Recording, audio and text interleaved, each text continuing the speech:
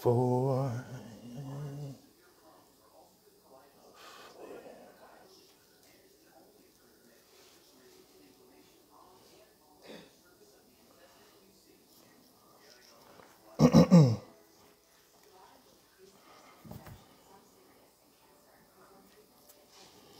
well, it's about that time. It's about that time. What up? What up, Dave? What's going on, good brother?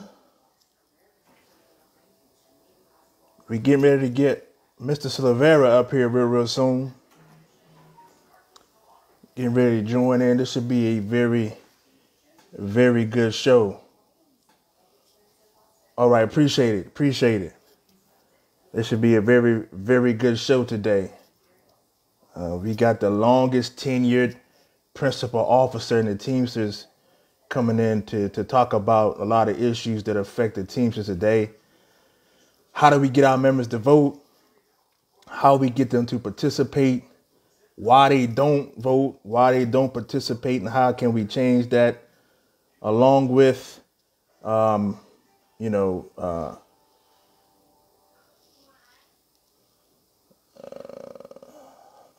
we go.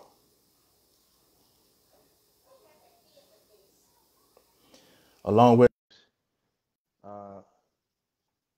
who we gonna be voting for, man? Who does the longest tenured principal officer? What endorsement does he have for us, man? You know, what can he bring to this table, man? This week has shown a lot, especially about the politics within the IBT. I mean, it has really, uh-oh, it said decline here. What's going on? Yeah, we gotta, what's up, Chris? What's going on, good brother? What's happening? How y'all making out?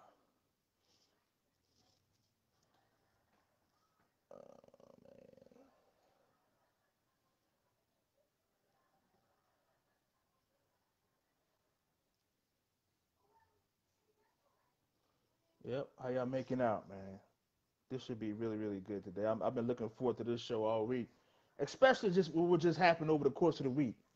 Man, listen, this week was really good, man. Even though all the negativity, all of the divisive, uh, let me see.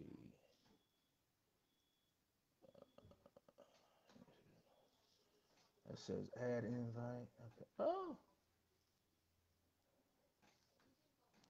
I keep on dropping down.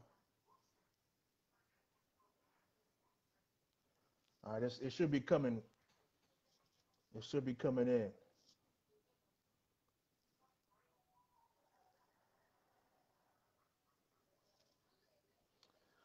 Let me know if you get it, Chris.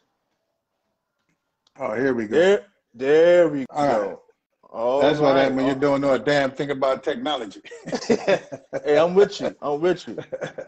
So how you doing, man? You looking good, man. Look at you. Man, brother, I'm up here, man. I'm just enjoying a little vacation with the family. So if you're hearing the strange noises in the background, that's my grandbaby. Okay. Awesome. Awesome. Yeah. Awesome. So it's good to see you. I mean, this is a historic moment. You got the longest tenured principal officer, and then you got probably the one who just got in. I only been in office for about a year and a half, and you've been doing it longer than I've been alive. So this is good. We're gonna cover a lot of years right here of inexperience and experience. That's it, man. Every day is an experience. I learn every day. So, That's right. That's right. this is just. So since you're But doing the show, oh, go ahead. I just wanted to do one thing for all the audience, man. I'm plugging this book, Mobilizing in Our Own Name, by my brother, the real Clarence Thomas, not the dopey judge, but a revolutionary out of ILWU Local 10, which is the home of Harry Bridges, who, as many know, was a forward-thinking trade unionist who actually led the split of the ILA on the West Coast to form the ILWU. And this book talks about the Million Worker March that took place in 2004, and our involvement in millions more, and the various things that we have done around capturing May Day as a holiday for the working class. So I'm just inviting people to get a copy of that book. It's an amazing read. He did a really outstanding job. Awesome, awesome. Thank you for that. So since you're new on the show, I always start off with our new guests with this scripture, Proverbs 29:18. It says, "Where there is no vision, the people perish." What does that mean to you? Well, you have to have some sense of who you are. You have to have some sense of where you're coming from. You have to know what your roots are, what's your history. You have to be on a path that is guided by something. What is it? For me, it's trade unionism. It's the love of the working class. It's trying to defeat this half of a 1% that keeps gobbling up all of the profits and not sharing with the working class. So we all have to have some vision of what it is that we hope to be and do. Awesome, awesome. So for all of our listeners out there, people watching, just tell them about yourself. I always say that, you know, you are the longest tenured principal officer, a lot of experience, a lot of battles. You bring a sense of militancy that you don't see on a lot of locals or on a national level. So just tell everybody that's watching who Chris Silvera is. So Chris Silvera is a product of immigration. My parents came here in 1970 when I was 14 years old. They went back 4 years later. I stayed, joined the military, and I was always feeling something that I did not understand for a long time that really got connected when I went to college and studied African American history and political science. And then things started to make more sense to me. I went to work on the railroad in 1978 and got involved with the union. And we actually led the movement that broke what was then Conrail converting to Metro North, away from the Brotherhood of Maintenance of Way, and we became Teamsters in 1983.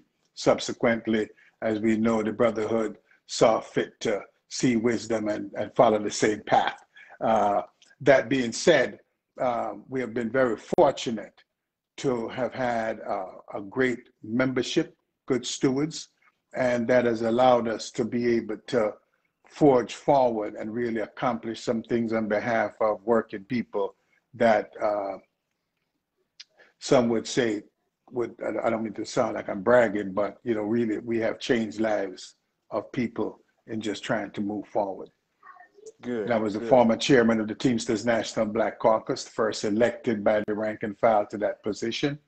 My election to local 808 in December of 1989 actually terminated 1922 to 1989 is about 67 years, 6 to 7 years of Irish rule in that local union. And we were able to end, not Irish for Irish sake, but they had stopped being revolutionaries and started being self-serving, and we had to deal with that. So when we came into the union in 83, by 89, we were running against those people because they had lost sight of what the mission is that we were sent for when we got elected. Awesome, awesome. So let's jump right into this. So the state of our current organization, the Teamsters. Listen, we've seen a lot of things, especially over this last week, but it has been perpetuated by decades of a system that I see that is only supposed to benefit the people in office. It doesn't benefit the rank and file, the working class, the working family. It all benefits the people who are in office. As you see what happened this past week. So what do you see the current state of the Teamsters organization? The problem with the Teamsters organization is the membership. When 1 million rank and file dues paying members of this organization sit out election after election after election, then you end up with something that becomes what it is today. This union has always had a battle between its movement self and its business self. And in recent history, the business self is winning out. So if you go back and study 1934 in Minneapolis, those trade unionists there were militant, movement-seeking people. In fact, Jimmy Hoffa, that being the real Jimmy Hoffa, James R. Hoffa, he said that that strike is what guided him to creating the Master Freight Agreement, because that strike is what actually laid the foundation for what later became a Master Freight Agreement. You know, so we have this constant battle, and when 1 million people sit it out, and when Black Teamsters sit it out, then we get what we get. And that's not just within the Teamsters, that's just within the country at large. We just sit out too much. We are not involved. We don't educate ourselves. We're quick to criticize, but we're not quick to get into the lab and try to create solution. Right, and when you try to create change, when you try to get involved, you see what happens. You become a rebel rouser, you become a troublemaker, you become everything that, you know, the establishment wants to get rid of. 2016, the convention. Listen, I was there. A lot of us was out there, and that's my first time in history I actually saw hate and disrespect in action. I actually saw it, and it wasn't coming from my quote unquote enemy. It was coming from my brothers. It was coming from my sisters. It was coming from people who we pay each week to protect us.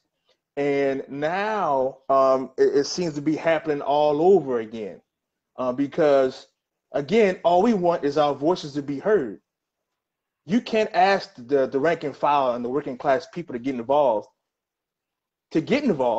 if you constantly try to tear them down when they want to get involved. And that's what we constantly see. Well, you know, I suspect that, you know, if you go back, they tried to tear down Jesus Christ. They tried to tear down Martin Luther King. They tried to tear down Marcus Garvey. Those in power are not going to yield that power. And in fact, this organization has had a very racist history once you rise beyond the rank and file. So you're good to pay dues. You might even be good enough to be a shop steward. But that business agent thing, that running the local union, that's a little bit beyond you. And we saw that in so many places. In fact, one could say now that the Fortune 500 is even more progressive in promoting African American and women, more so than the Teamsters are, more so than the unions are. You know, so, right. But the rank and file can't afford for that to stymie them. The people who walked across the Edmund Pettus Bridge, understanding that they were about to encounter a whooping of great magnitude, still chose to make that walk. You know what I'm saying? The people who marched in Selma and Birmingham across this nation, those people understood and made a demand, and then went about enforcing it. So if our rank and file think that they could sit home with PlayStation and change the world, they're going to find that the game doesn't get played that way. Right. It's funny you bring up the Edmund Pettus Bridge. I went there earlier this year on vacation when they was doing the vote and for Amazon in Alabama. So I'm walking across the bridge, me and my wife, and a UPS truck was going across the bridge when I was going across the bridge, and I said, "Man, I just can't escape UPS." So when I walked my wife back over because she couldn't continue to walk back, something just hit me. I was saying to myself, "This is what we're going to have to do as Teamsters. We're going to have to walk across this bridge. We're going to have to walk across this bridge and face our employers. We're going to have to face the people in power in the IBT who want to keep this system of bullying and thuggery and concessions and all this stuff. We're gonna have to face them, but we're gonna have to do it together. We know it's gonna be rough. We know it's gonna be tight. You know, we may get beat. You may get talked about, but at a certain point, like you said, Chris, those 1 million Teamsters, we're gonna have to man and woman up. We can't keep complaining about the guys in office if we're not willing to do what we got to do. We're gonna have to continue to fight, no matter what, man. Listen, this week I put out 2 letters. Well, last week for a debate to each camp. All of a sudden, man, it felt like 2016's convention. I mean, it was all over again. And the one before that too. Right. And I'm sitting here thinking, like, what in the world just happened? If we want member participation, if we want member engagement, if we want member involvement, then the debate is very, very key into that, because a lot of our members have a lot of concerns and questions, which they should, right? And so the best way to face those questions and concerns, as we say, face your accusers. Let them know, hey, listen, I know I was wrong. I know I did some things I shouldn't do, but moving forward, this is the plan. Now, what happened this past week was totally the opposite. I thought there was going to be a change. I thought these people were supposed to be, you know what, we're going to get away from the Hoffa ideology or the Hoffa vision. All I saw was the same thing. That's all I saw. So one of the things that people got to understand is that some people come into this trying to make real change, right? So when I came in, I did not even want to be the principal officer. I did not intend to run, no more than I intended to run to be chairman of the Black Caucus. Circumstances forced me to have to run. But one thing that we have to understand is that people, and if you notice that those people who, oh, Jimmy Hoffa ain't no good, Jimmy Hoffa this and Jimmy Hoffa that, did not feel so offended by anything that Jimmy Hoffa did that they would get up and quit and give that money up, right? So you see what's driving this is money and position and power. The membership and I'm not just going to say the Teamsters, because one of the things that we have to respect about the Teamsters, it is probably one of the most democratic unions in the country, where you can take control of the local union and ratchet that up. What happens is that we also have an organization that has sufficient resources to, I don't want to use the word buy people off, but some might see it that way, but certainly to placate people who would normally have had an issue, right? So you had an issue and then I appointed you to something and the issue went by the wayside. So people say, well, Chris, you know, you're always upset. Why are you always upset? Well, yes, it is nice that I have the union car and, you know, I get to go to Vegas and all these nice things like that. But that's Chris, right? What about the 1,500 members of my local union, right? And what about the 1.5 million people that we represent? What, do they get to go to Vegas? Now, naturally, they're not going to go to the convention, don't get me wrong. But did we provide for them a standard? And people got to now escape UPS and Metro North and some of the those jobs that are paying really good money. We get a lot of overtime. Let's get down into the guy who's just working a base 40, and whether or not we are doing for them is sufficient to allow them to be able to live the life that we get to enjoy as officers of the local union. Now, let me just pause for a second, because I want to say to people, whatever I say here, I don't want you to think for 1 millisecond that Local 808 is some perfect union, some panacea, some Taj Mahal. In Local 808 right now, we are doing battle within ourselves to try to increase our membership participation in strike activities, rallies, marching, Labor Day parades, so forth and so on.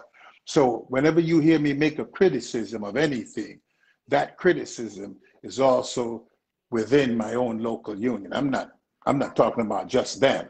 Some of that percolates right within local 808 because it's systemic. Right, absolutely.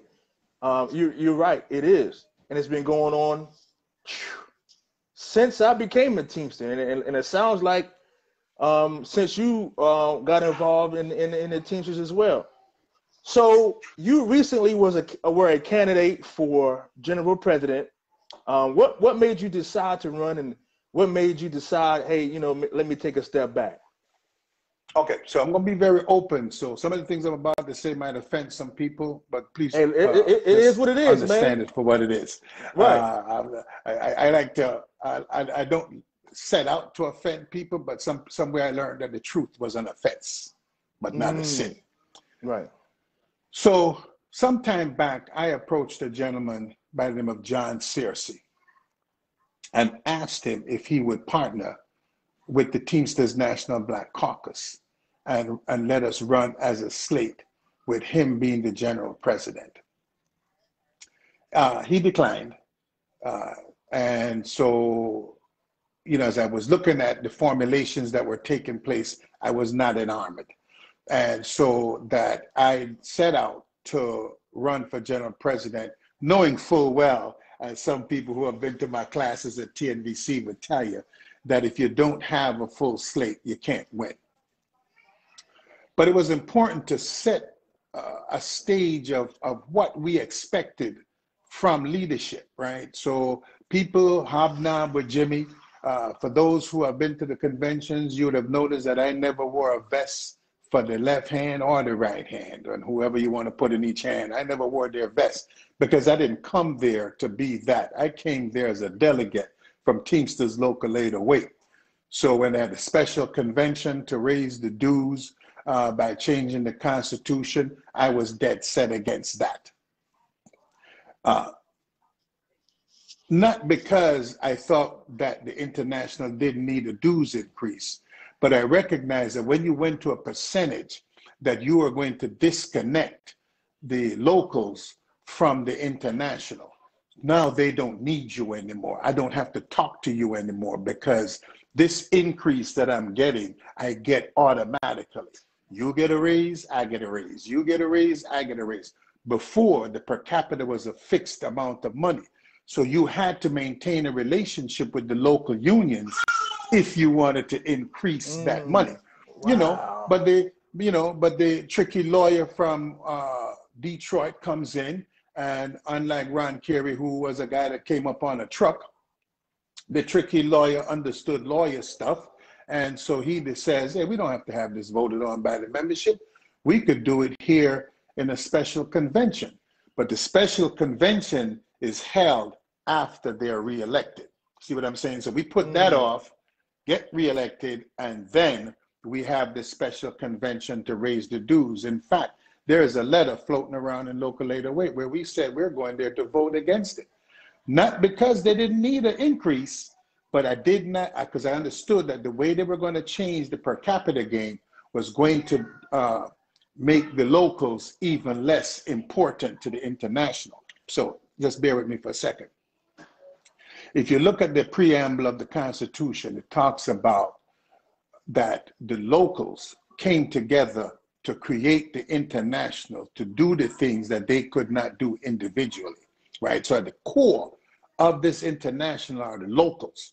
So when you do something that makes that disconnect, where the locals no longer have any ability to wrestle with the international, you have now turned this into a top-down union and not a bottoms-up union, right? The structure of this union, and Ron Kerry's got blame in this too when they destroyed the regions, because the regions also led to even a more substandard contracts because there was no regional body to oversee what kind of negotiations you were doing and whether that contract that you agreed to met the standards for the eastern region or the southern region or the western region.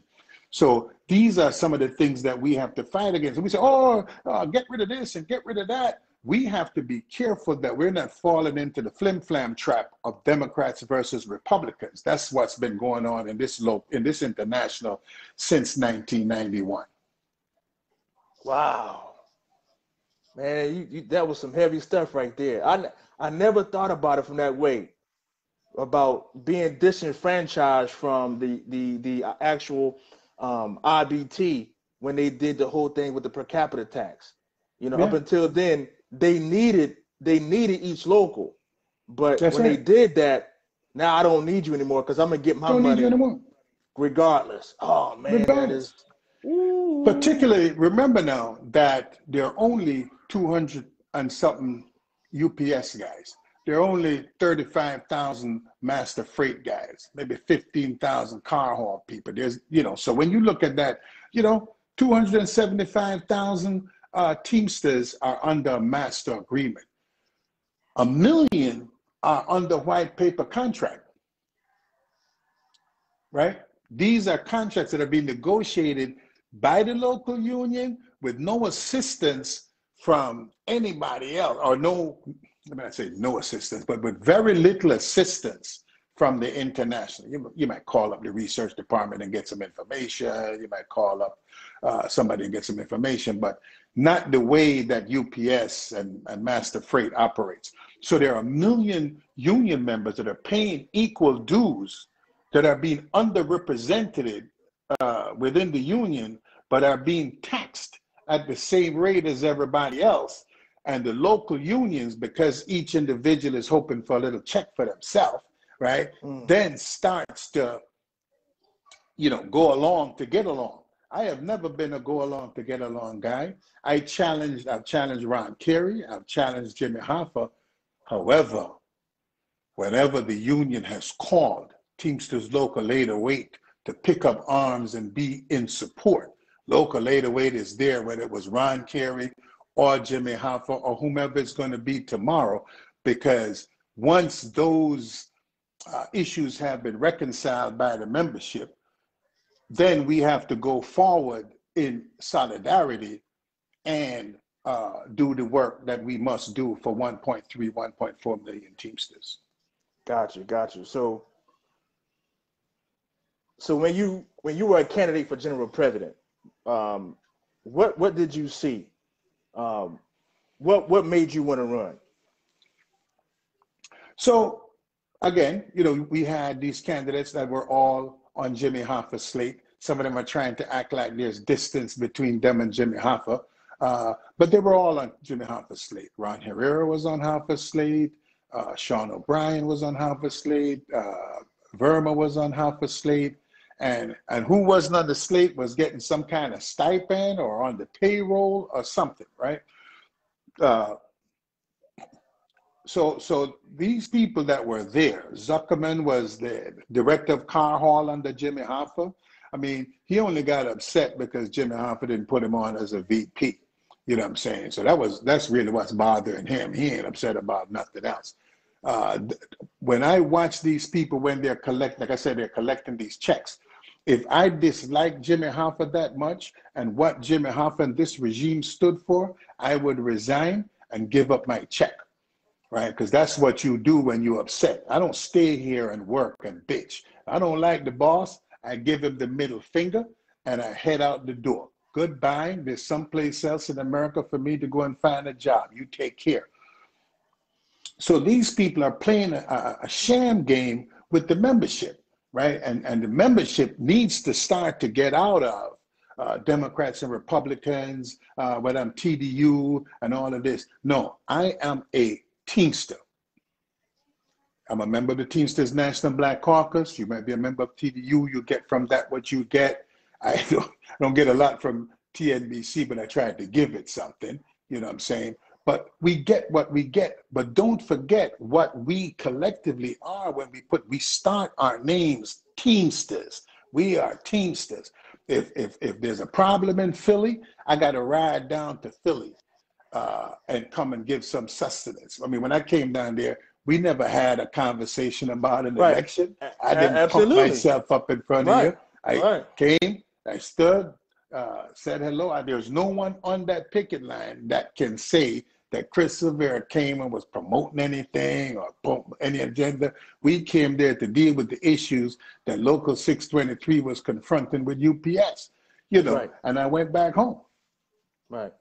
Yeah. So something you said that you may if somebody would have did what you just said, hey, I don't like Jimmy Hoffa. I'm gonna take my check. I'm gonna give him back his money. I'm out of here. Now, some may say that if you do that, then you're disrespecting the vote of the membership because the membership voted you in there, and now you quit on us. Now, what would you say for that argument? So if you work for someone and all the things that this person is doing is so abhorrent to you, right? These people are heads of joint councils, Mm-hmm. heads of local unions.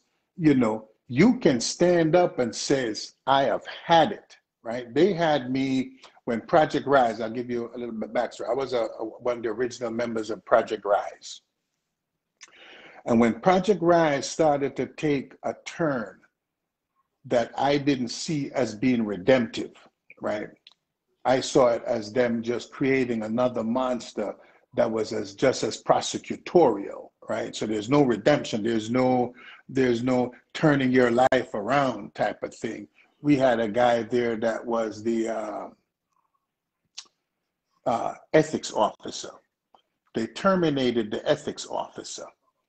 So a couple of meetings go by, I don't see the ethics officer. I asked because nobody said anything. Hey, whatever happened to the ethics officer? Oh, well, he wasn't keeping up, so we terminated him. Okay, fine. Where's the new ethics officer? What was left? All former FBI, detectives, prosecutors, and so forth and so on. In fact, one of the leaders of Project Rise is now a federal judge. So he got something out of it. But the Teamsters are still in chains under this IRO, ILO, whatever the hell they got going on. We are still in chains. We are still not free to be. And that's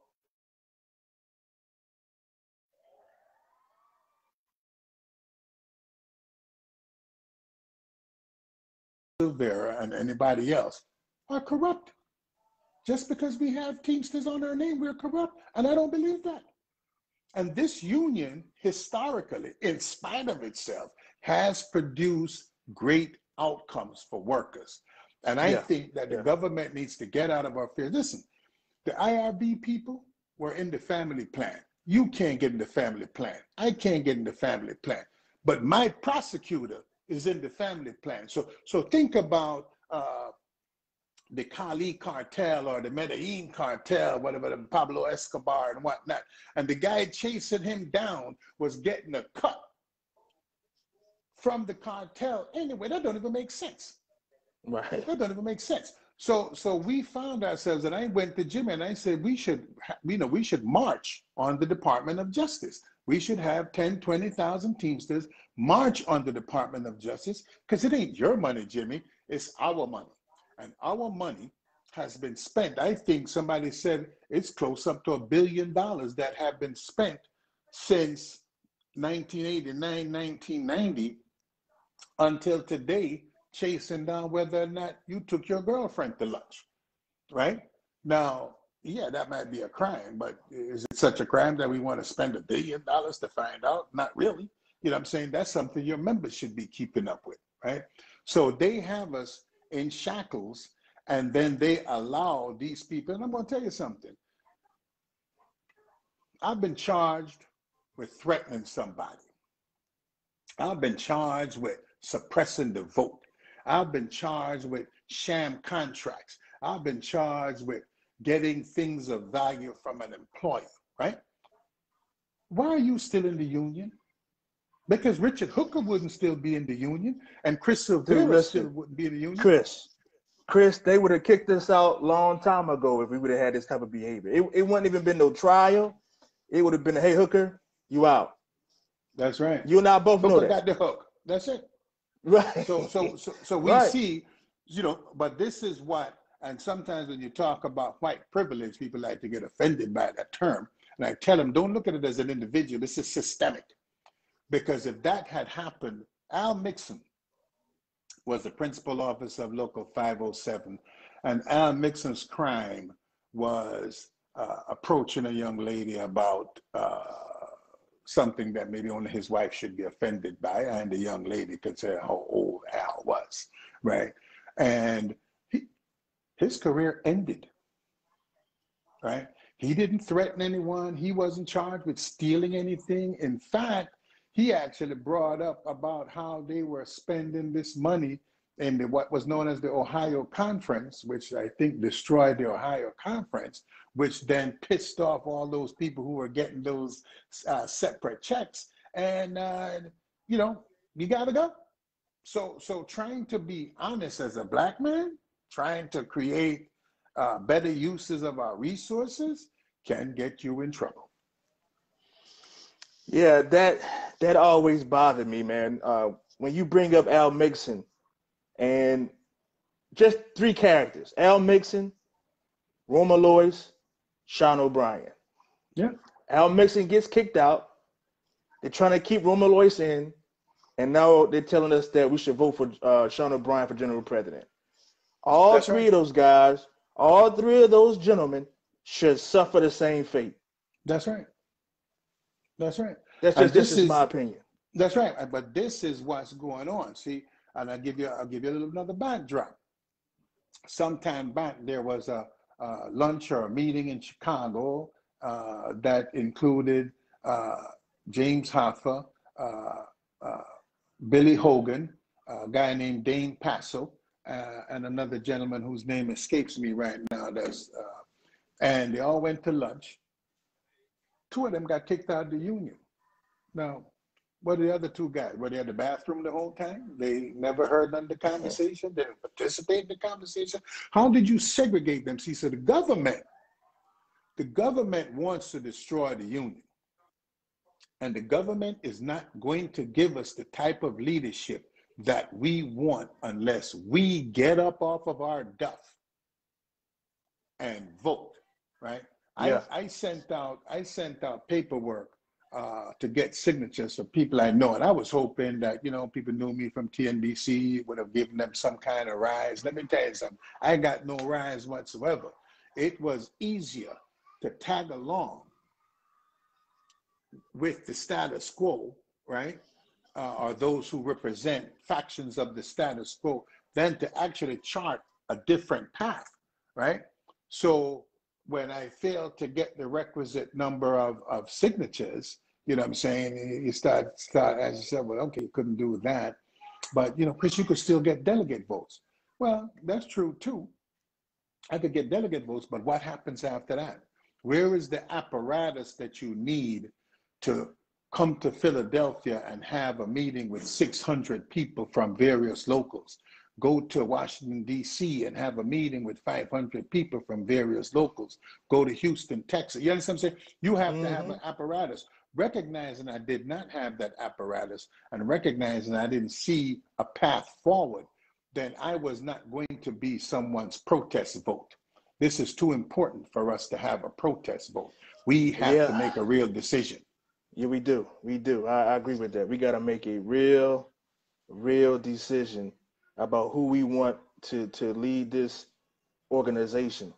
So speaking of that, so did any other the people running, did they ask you to run with them?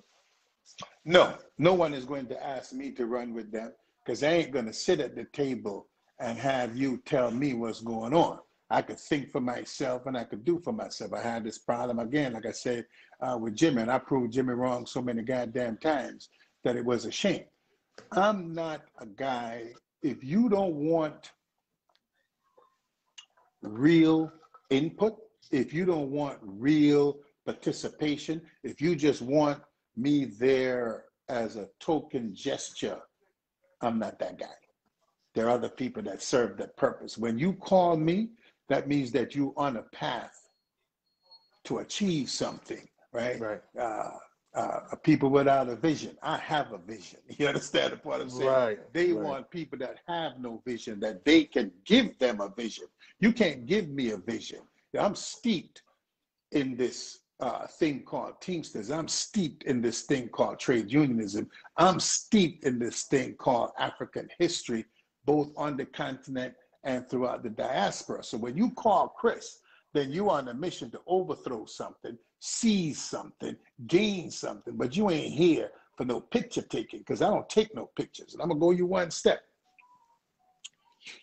I went to a Teamster Leadership Academy. Hadn't been to one in a long time.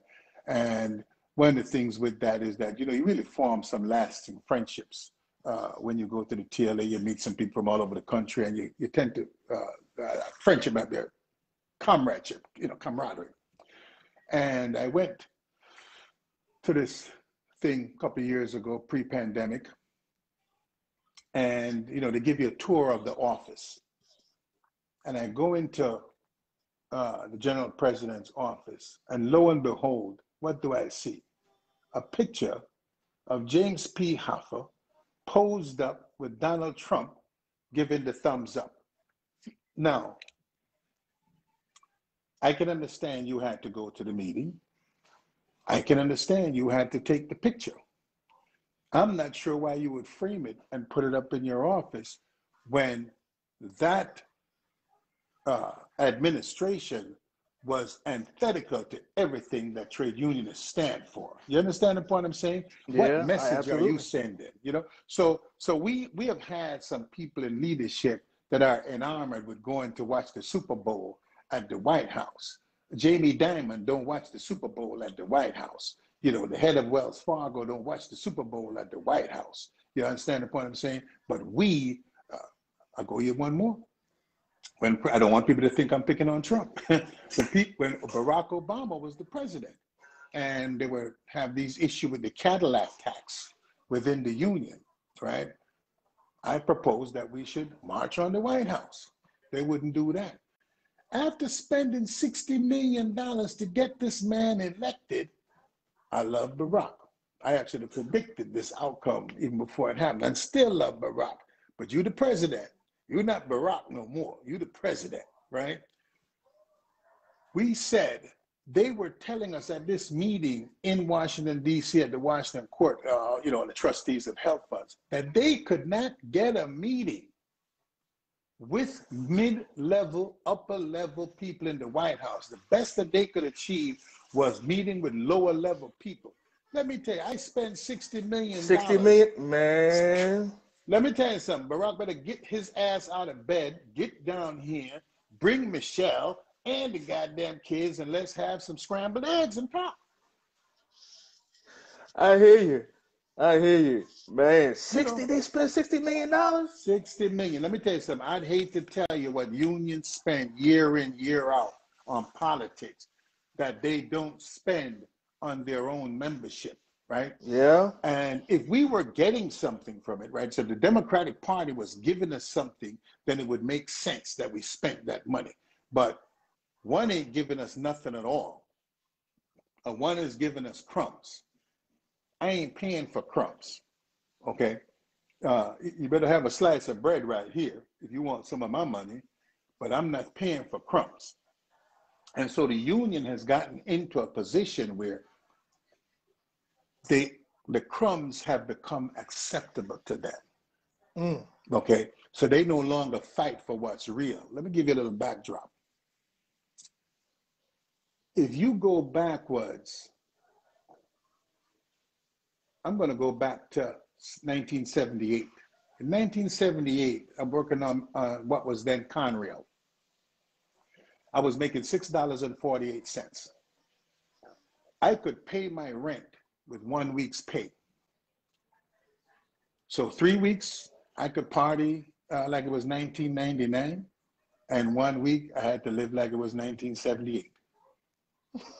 Today, we find ourselves where it takes 2.5 weeks of pay to make your rent or your mortgage. We didn't have any cell phone bill. We didn't have any cable bill. Food was more affordable.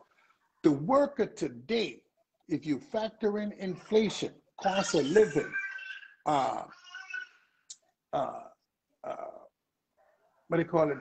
Not efficiency, but increased productivity. The worker today is 45% behind where they ought to be if they were keeping up with cost of living and what have you like that. So if you think of what a worker is making at UPS, think of what a worker is making at McDonald's, Think of what a worker is making in the auto plant and add 45% to that. Now you start to see where that person would be living a more decent life, would not have to chase all this overtime, could spend more time with their family. You understand the point I'm saying? But we're not fighting for that. We're not building that. We're going along happily getting 2 and 3%. Right. So where's the wisdom where you give the rank and file out here as we talk about trying to get our membership to vote, as we try to get them more engaged, as we try to get them to vote more? As a person who's been around as long as you have, what do we need to do to make that happen? If I knew the answer, I would be rich because I could actually sell it. But let me say this, let me just say this. What I've seen in this movement so far is that the leadership actually fears the membership. They actually don't want this million Teamsters to step up. They actually don't want this to happen. They are very comfortable with 17 and 18% because they get theirs. They're all sucking this dying animal, right? So this elephant is dying. It's big, so they ain't gonna just keel over and die instantly. And they're sucking every ounce of blood they can until there is no more. And the rank and file needs to understand that they have to become engaged, and they have to become engaged at the local level. So we're thinking about just what's going on the big ship in Washington, D.C. at Louisiana Avenue. We have to start thinking about what's happening in our local union. I tell my members, I'm going to do the best I can, but it's up to you to determine whether it is sufficient for you. You have to make that vote. If you think I'm just going to get up and walk out, you're lost, you're a cotton picking man. So you have to get up and become engaged to then say, Chris, we appreciate those things that you have done, but you know, you're not hitting the ball like you used to. You ain't putting it in the hoop like you used to. You're not throwing touchdowns like you used to. We have to trade you, or better yet, just cut you and get a new player, right? But, you know, Cam Newton ain't gonna just leave on his own. LeBron James ain't just gonna leave on their own. The boss got to come in, the membership, and say, hey, listen, you're not doing it the way you used to do it. And my struggle now in my last years in this local union is to try to see what I can do to re-engage the membership with the local union, because it's not what it used to be. Now, that being said, let me just touch on a thing. The people who used to be engaged, came from another time. That's one. But greater than that, they were part of a strike. And workers that were part of a strike are a different set of workers, particularly if they were victorious, are a different set of workers than any other worker in any union in the country, right? But workers are going to have to become engaged. You know, this last UPS deal, did people know that you had to meet a threshold for the no vote to actually have value? Nope. You know what I'm saying? Nobody knows. And the people who were pushing the no vote, were they telling them, if you don't meet this threshold, it don't happen, right? I don't know. I wasn't not a UPS person, so I can't answer that question. But I do know one thing. UPS, and what I'm going to say is not going to be very popular, but I think I need to say it because it's true. UPS is surrounded by Amazon, FedEx. Oh, okay, FedEx. Right, so you have FedEx on one side, and you have Amazon on the other side as two major, we're in the delivery business. Amazon, no, let me back up.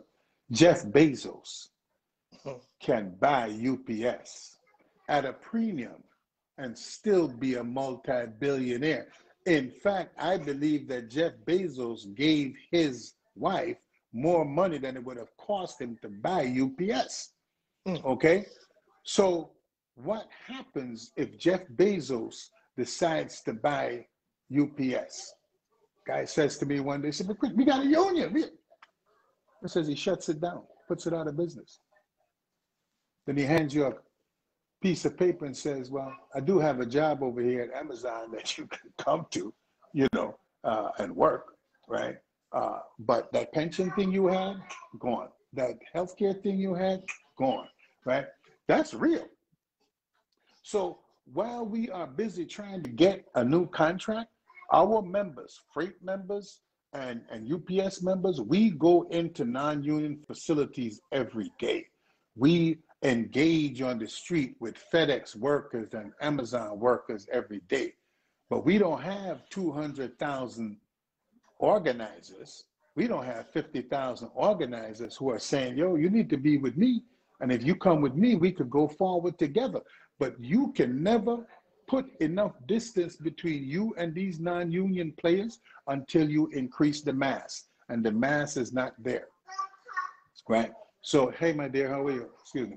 So we have to do something more than just gripe about whether or not a contract was imposed. And I mean, those things have value to be talked about, but we have a bigger fish to fry, which is organizing UPS, not organizing FedEx, and organizing Amazon, right? Yeah. So when we're talking, when we're having these dialogue, let us remember that surrounding us are two nuclear powers sufficiently powerful enough to aid in destroying us, right?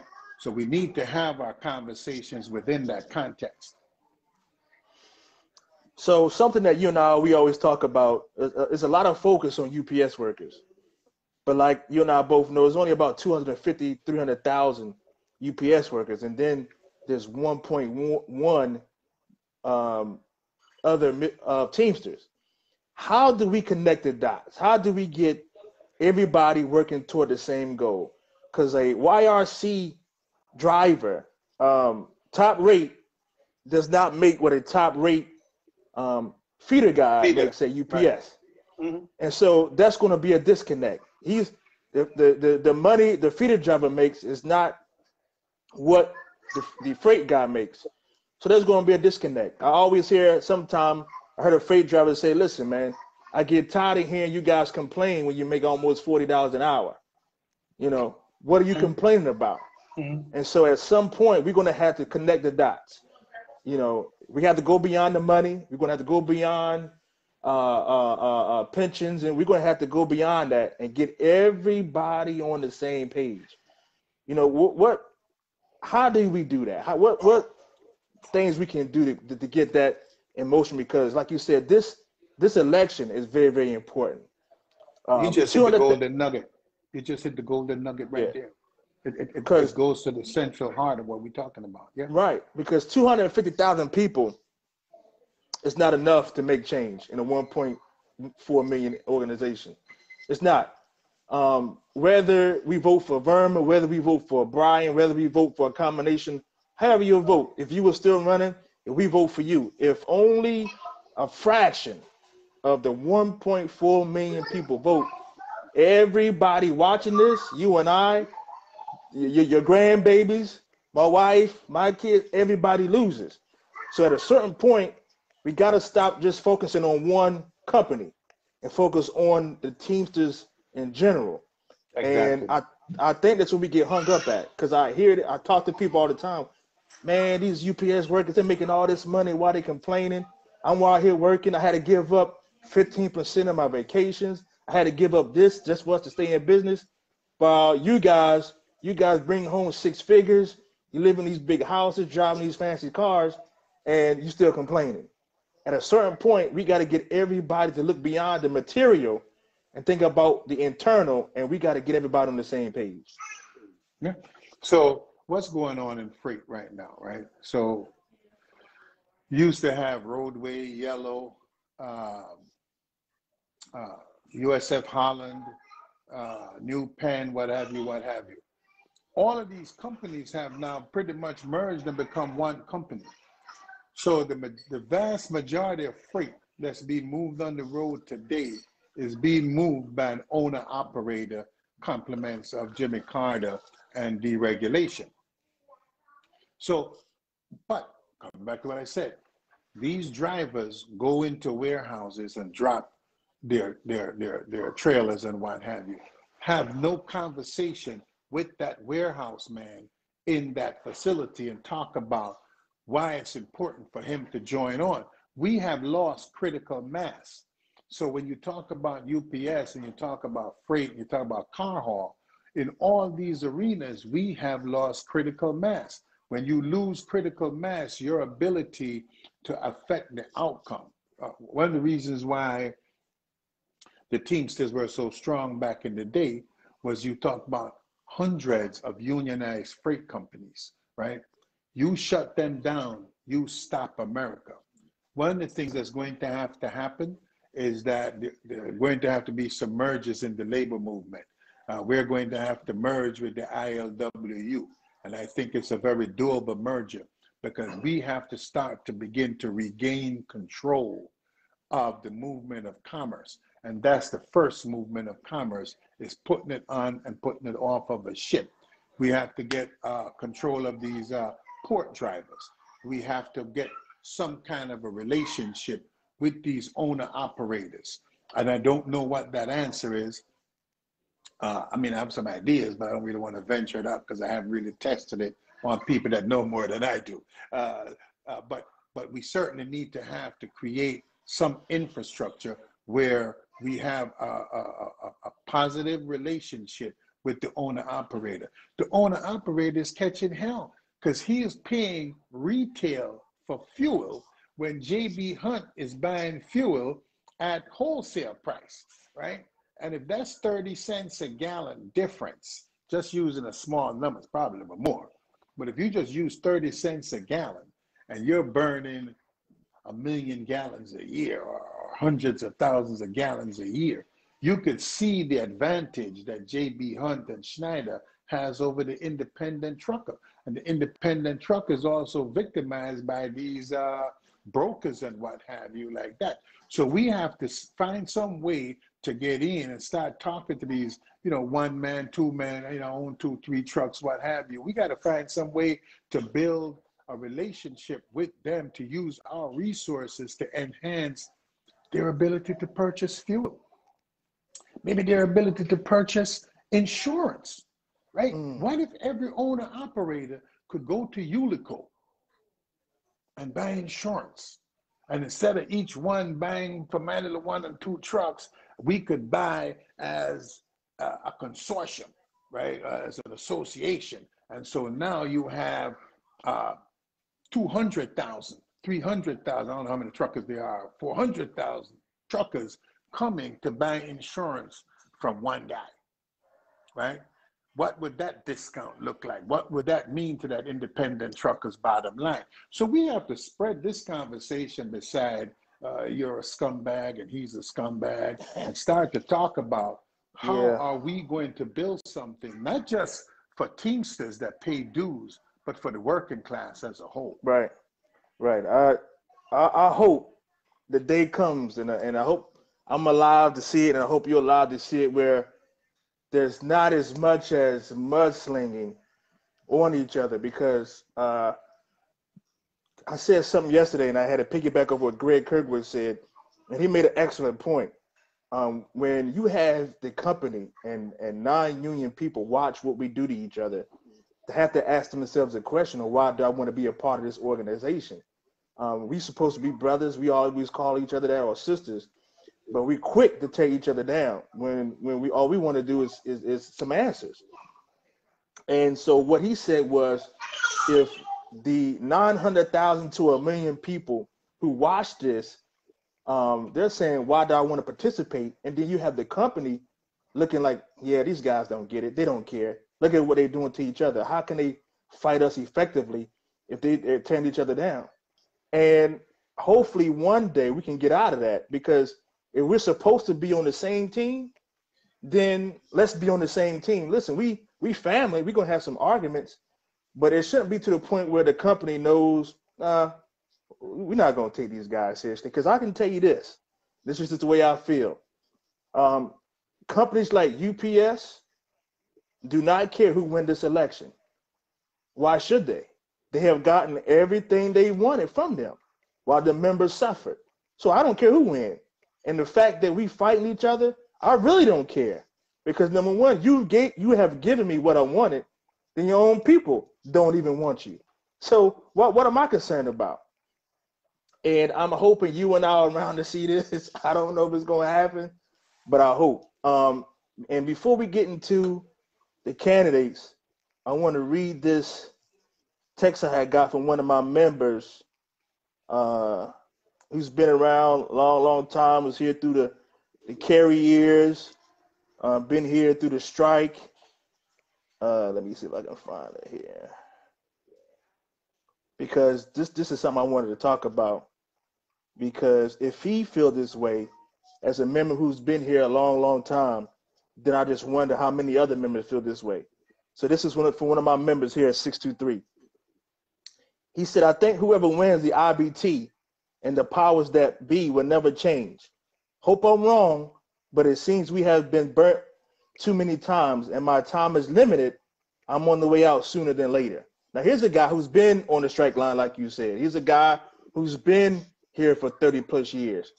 Now, he feels that no matter who wins, nothing will change. And it was demonstrated by what you've seen on social media over the last few weeks.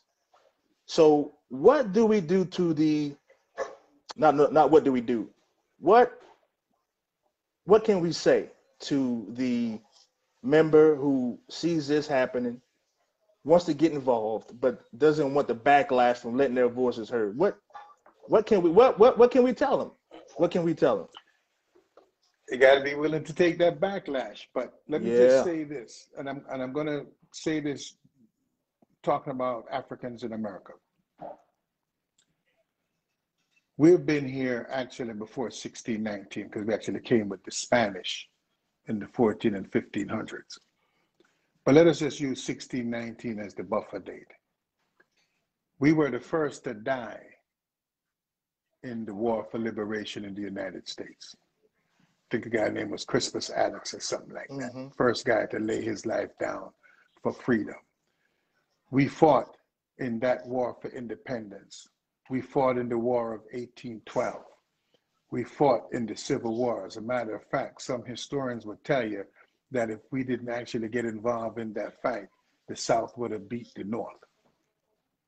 We fought in World War I. We fought in World War II. We fought in World War I, going against the will. We actually went to France and were able to fly planes in France when they wouldn't allow us to fly planes here, right? World War II, we go in, we have the Tuskegee Airmen. The Tuskegee Airmen, I mean, so we got to look at this. Tuskegee Airmen go out, protect all these bombers. In fact, they say that they're bomber pilots that wouldn't fly unless they were going to be going with the Tuskegee Airmen. When that war ends, none of those pilots who then went to work for Pan Am and Eastern and TWA ever turned around and says, hey, boss, you know those black guys? We wouldn't even be here if it wasn't for them. You need to give them a job too. That didn't happen. We have been looking for a change in America from 1619 coming through, and we haven't given up. So I'm going to tell that brother and sister, don't you dare give up, because we still in this struggle together, right? It is not a perfect thing, but the union is still better because the union has created an environment in the workplace where whether you're a black, Latino, Asian, woman, LGBTQ, or any other denomination, when you get on that forklift, you get the same rate of pay. When you get in that truck, you get the same rate of pay. When you get in that delivery van or pre-sort or whatever it is, or in some other environment, everyone gets what the contract calls for, regardless of their situation. So in spite of our criticisms, we must also celebrate our victories. And the NAACP did not make that happen. And CORE did not make that happen. And the Supreme Court didn't make it happen. And Congress didn't make it happen. The labor movement made it happen. And that's why we have to constantly push it. Absolutely. So let's talk about the candidates. Let's talk about the candidates that's running for the highest offices in our union. So as you look back as a former candidate yourself, and you've been around a long, long time. I know you probably know a lot of these guys and gals personally. Um, who would you vote if the election was tomorrow and you see what we have right now? Who would you vote for? So let me say this before I even speak on that. We have to remember that maybe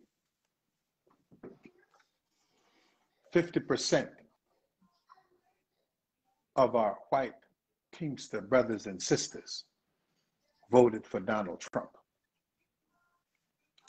voted for fascism, voted for dictatorship, voted for insurrection, voted for overthrowing the government. We had union people that was down in the Congress. One of them from that was Quant. There might have been more there. Worked at Metro North, right, and saw fit to go down there and try to overthrow the election of a people. If you look at where they're challenging these ballots, they're not challenging these ballots in Idaho. They're challenging them in Philadelphia. They're challenging them in Phoenix and Maricopa County. They're challenging them in Atlanta where black folks live. They're not challenging any ballot where white folk live. So people need to be very clear. Black Teamsters need to be very clear. When people ask me why Biden over Trump, and I said to them, as Labor, Biden or Trump was going to clamp our elbows down like this and we couldn't throw a punch because we were clamped down. Biden will allow us to raise our elbow up and be able to throw a punch at the employer, right? That's important. He ain't going to throw the fight your way, but he'll allow you to be able to throw a punch. Fight, right? That's right. important. Okay. I am not a big fan of, I wish we could have put a different slate together, that there was a third slate that had people such as yourself, that had people like Chris Williamson, that had people like John Searcy on some different team, and that we really created this other energy that I think the membership is looking for. But even when we don't have the music that we want, if you're at a dance, you might as well go on and dance and make it work for yourself and pick something that's to your benefit. Now, I held up a book, Mobilizing Our Own Name. And when we had this Million Worker March, as much as Jimmy and I had our beefs and what have you, Jimmy Hoffa allowed the International Brotherhood of Teamsters to give us $10,000 to help us fund putting this march together, right? That's important, right? Because this was a march of Black people led by Blacks, led by Black trade unionists, led by militant Black trade unionists. And Jimmy Hoffa and Tom Kegel signed the check. The TNBC was instrumental. So when you read this book, you'll find out how instrumental TNBC was in getting the IBT to support this. The following year in 2005, we were a part of the Millions More. Now, I don't know if you know what Millions More is, and I ain't gonna say it too loud, thank God Jimmy ain't running for nothing no more. But the Millions More, the Million Worker March, worked with the Millions More movement to do what we did in Washington, D.C. Not that they couldn't have done it without us, don't get me wrong, I don't want to boost ourselves up too much, but we were invited to participate as co-coordinators of this here march. And Jimmy Hoffa gave us another $10,000. Okay, so in this book, you're going to see a letter that Jimmy wrote lauding the fact that Million Worker March was going to go and do this work with Millions More. This is Farrakhan. Okay, Wow. and we got Okay. $10,000. So now we have to say whose side you on, right? I'm not happy with everything over here, but I got a little elbow room, right? I see what you're saying, right. One of those individuals I bore witness to in the last convention And my memory is not good enough to remember everything at the other convention, so I don't want to say he did anything bad there too. But at this last convention, he verbally attacked Tim Sylvester, a dues-paying union brother, principal officer of Local 804. He verbally attacked Zuckerman and anybody associated with that slate. You don't have that right. You don't have the right to suppress my voice. You don't have the right to suppress my vote. You don't have the right to suppress my right to challenge somebody for office in another local union and threaten me. And the mere fact that you were able to go back and make an apology, let me tell you something. I've been doing this for 30 plus years. I have been attacked by people who were running against me and said some very serious things about me. None of them can ever tell you that I ever threatened them, that I ever verbally assaulted them, that I ever said any negative thing about them, even though I knew a lot of negative things about them. That was not what this was about. If you can build your mouth and your mannerism to function like that, to stand there hollering and hooting and carrying on, it's in you. It was not in me. I have it. So I don't have to apologize to somebody for assaulting them because it wasn't in me to assault them for exercising their right? So I could never be with Zuckerman with O'Brien and Zuckerman, because in fact, that TDU marriage to that group right there, in my book, in my estimation, and I have a lot of friends over there, people who I'm going to work with tomorrow if I have to, and I love them. But you can't explain to me how that marriage came to pass. You can't explain to me how what's the young lady, Dr. King's daughter, Bernice. How Bernice got married to David Duke. That I can't, you can't explain that to me. I don't want to hear the explanation, right?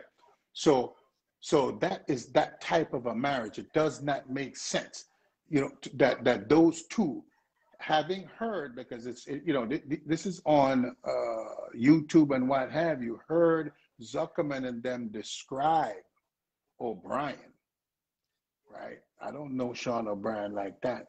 They obviously do. So when they describe them, how did you then get married to them? That does not make sense. I never married a woman that I thought was a B.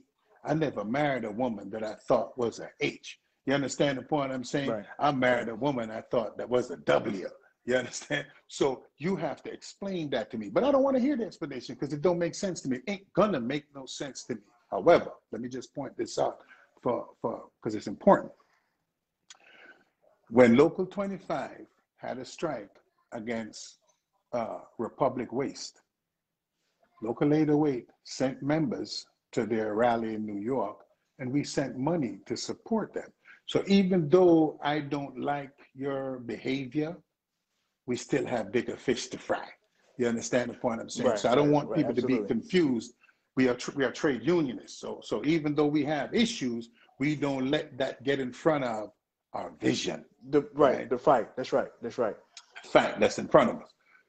Now, on the other side, I didn't know Verma. I knew Ron Herrera. I have a lot of respect for Ron. I love John Searcy. Yeah, absolutely. Listen. Yeah, yep. Dude I is agree. The dude is I out agree. there, right?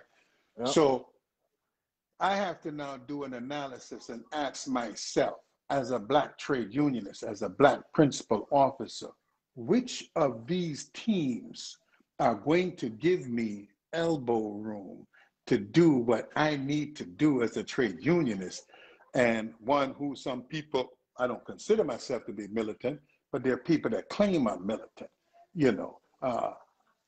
but give me the elbow room to make the fights that I need to fight. That when I come to the international and says, yo, I need A, B, and C, I need $10,000 for Million Worker March. I need $10,000 to do some things that you might not even really be down with. But knowing that we have never embarrassed you oh, that's Chris. Go ahead and let them have that money. You understand what I'm saying? Now, Mm-hmm. Local 25. In 1905, Local 25 had blacks on the executive board. In 2021, there are none. When George Cashman was the principal officer, they had a black business agent. Now they have none. Before, when George was the head of that local, they used to send a lot of blacks to the TNBC. Now they send none. So what's the message that I'm hearing here? Now, I look at the people on the team, right? Which one of those people, and I'm talking about the African Americans, on that team did I ever hear stand up and loudly articulate for the empowerment of black people? Which one of them did I see or hear on a march when George Floyd? Now, let me not even call George Floyd. Let me go back to Sean Bell, and when all those other ones that fell below the radar, you know, George Floyd was easy because that was accepted by the status quo. When Sean Bell and all these other people were being assaulted by the police, where were you? Where was your voice speaking out against police brutality? You understand what I'm saying? Speaking out against voter suppression. I didn't see that. So now I look at this organization and I say, which one of these groups are going to allow women, Hispanics, and blacks to have more breathing room? Which one of them are going to embrace the call of the Teamsters National Black Caucus from 1975 for more inclusion, not just as people sitting at a table, but international reps? We used to have a thing called general organizers. They did away with that for what reason, I don't know. But those different positions, where are you on those facts? And I don't mean black for black's sake. The last thing I need is another useless Negro. I'm talking about blacks that are capable. Richard Hooker is capable. Chris Williamson is capable. That young brother right there, Chris Williamson, came to my local and said, yo, man, could I have some meetings here? And he used to do a thing called the Breakfast Club, where he educated his crew about the contract. I have loved that brother from back then, you know, because I watched them grow. You understand what I'm saying? And I see them living what I aspire to be like. When I met you, I saw what I aspire to be like. And I know and feel comfortable because what you're doing now, when you talk about connected YRC and UPS and all these disparate groups, we have to connect them. This forum that you're using right now is what is going to help move that needle forward. The Teamsters, we should be able to buy, or maybe not the Teamsters, but the AFL-CIO, we should be able to buy time on MSNBC where we can have 1 hour or 2 hour program for labor, by labor, and about labor. We should be on Sirius XM. We could get some hours off on Urban View, talk to the sister Karen Hunter, and get some hours where we could talk about, right? Because you're doing it, right? So you could take this with some producers and whatnot and go and have a program and start to build the connections, not just within the unit of Teamsters, but also to expand it to the working class, because the reach of Sirius Radio is powerful. And we need to start to break down these right-wing conspiratorialists and have them educated by some trade unionists who are going to allow them to recognize that what they're going along with is not in the interest of the working class. So I want to piggyback off something you said about O'Brien, because some will say that he's changed. He reached across the aisle. That's the reason why he got fired by Hoffa, because he reached across the aisle to connect everybody against the company. Now, there's a lot of people who will say that. So what you see, what do you say to that? So, without knowing all of the backdrop, again, I don't represent UPS, so I'm going to speak about this as an outsider, just watching this from outside. When Sean was appointed, I think it made absolute sense that he would include Local 89 because I think they're the largest uh, Yes. UPS. UPS Right. local. So it would make sense to me that he would do something like that. And and this is what I'm saying about this issue, right? So whatever they did, at the end of the day, if it worked well, you can take credit. Hey, I'm the one that put them together and allowed this to happen. And if it fell apart, I told you them knuckleheads wasn't no good. Now let me take over and fix this, right? But that to me was a good move. I don't think, regardless of what your politics are, and this is what I'm saying, that we have to put uh, the movement in front of the business, right? That was a good move. And that if I'm the head of and put in charge of negotiating a UPS contract, I would certainly have reached out to a local like Local 89. Wouldn't be the only one I did, but I would certainly have reached out to them and have them be a part of that inner sanctum that was at the table having that negotiations. And I think, and I do believe that Jimmy fired him for doing that, and that was wrong. And there's no ifs, ands, or buts about that in my mind. If that was the reason why he got rid of him, which doesn't seem to be any other, that was Hmm. wrong. Well, and that move, in some people, especially Teamsters minds, that he was a changed man after that. I mean, that gives him the right to run for general president, because of him trying to do the right thing. And other people view that as um, coming to Jesus movement, if you will. So, anything I mean, what do you have to say about that? Well, I don't think that that is sufficient to give you the right to run for general president. Uh, Certainly gives you the right to be pissed off. Uh, Hmm. uh, but but any member, right, has the right to run for general president. A rank and file member can rise up and run for general president. I don't think you have to be an officer to run for general president. I didn't think Jimmy had the right to run for general president, but the government said he could, and they protected him all along this here path.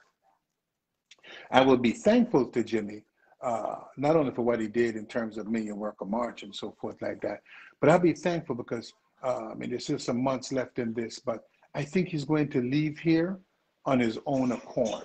You know, there'll be no handcuffs, there'll be no Hmm. charges, there'll be no clouds over his head, so to speak. And that's important for the movement, to have one of our leaders actually leave here in good stead, right? Uh, that being said, I've had a lot of difficulties in the things that they have done in this here organization in terms of not having the level of militancy that I think that we're capable of, uh, in terms of being able to move this issue forward, right? And but I saw that with Ron Kerry too, because when we were having our first big battle on Metro North, and we knew we were going to win the battle because we had them. You know what I'm saying? Like we had this in hand. And I called up and I said, Joe, I want you to come down here and take some credit, you know, for uh, for this victory. They were talked out of coming down there because they still don't have faith in us as Black Teamsters, right? And so Joe Madison has a little piece that he says. I don't think he says originally, but he says it all the time, that we are confronted with a group of people that feel comfortable to undervalue, underestimate, and marginalize us. So even when we have the win in hand, they still won't believe it. You know what I'm saying? And Hmm. so he didn't come. Well, and I just took all the credit for myself. Thank you very much. And we had a great victory. And but we wanted to share that with the international, right? And particularly with Ron, because Ron, I like Ron, right? So I don't deal with animosity. I deal with who do I think, because talking about going back to this election just for the spirit of it, right? Hmm. Which one of these groups are the Trump Teamsters enamored with? Ooh. Ooh, Because that's the Lord. one I don't want no parts of. Yeah, right, right. Mm. That's the one I want no Hmm. parts of. I want the part that understands that Trumpism, fascism, dictatorship, insurrectionism is not what we are about, that the trade union movement is about changing our government, right? Changing the attitude of our government towards the working class. But we haven't yet bought into the idea that we needed to have the bullet over the ballot. I think we're still in a phase where we prefer to have the ballot over the bullet. There are people in this organization and within this union I have not heard speak out against voter suppression. I have not seen anybody call for a march against voter suppression. I have not seen anybody call out for boycotts against voter suppression. There are states that I will not be doing any business in if I can help it. There are businesses that I will not be on Delta or none of them suckers like that. American Airlines, you flying out of Dallas, I ain't doing no business with you. And Black people need to get back to who we were at the Edmund Pettus Bridge, who we were when we boycotted the bus company in Montgomery, who we were when we went to war in the Civil War and turned this war around, who we were as the Tuskegee Airmen, as the 761st Armored Division, you understand, as the Red Ball Express. We need to get back to those Africans in America. We need to get back to being that type of people, you understand what I'm saying, and stop being comfortable with the crumbs. All right, so let's talk about Mr. Verma.